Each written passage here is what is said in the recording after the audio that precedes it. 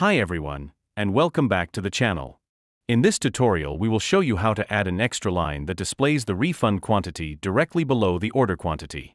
Then, we will create a new column that automatically displays the word refund to highlight any order that has been refunded.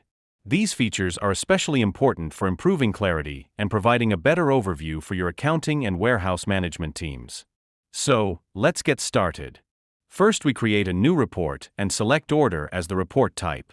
Then we select the columns we need. In this case, order number, name, quantity, and the refunded quantity.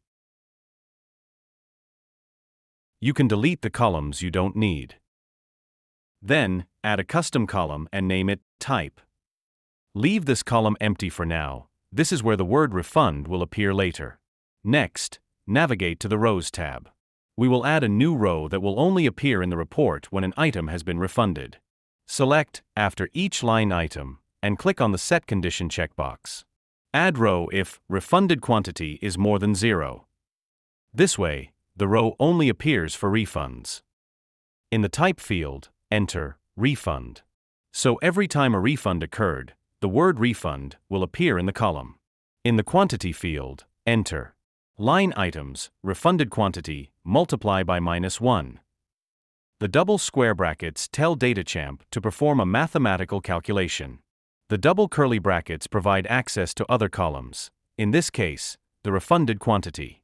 We multiply the quantity by -1 to represent it as a negative value. This is standard practice for accounting and inventory, making it easy to subtract from totals.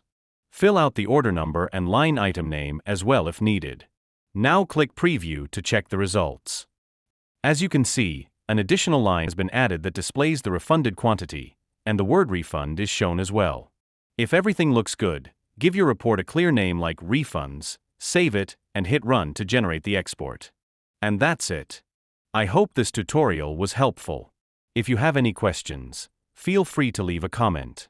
See you in the next video.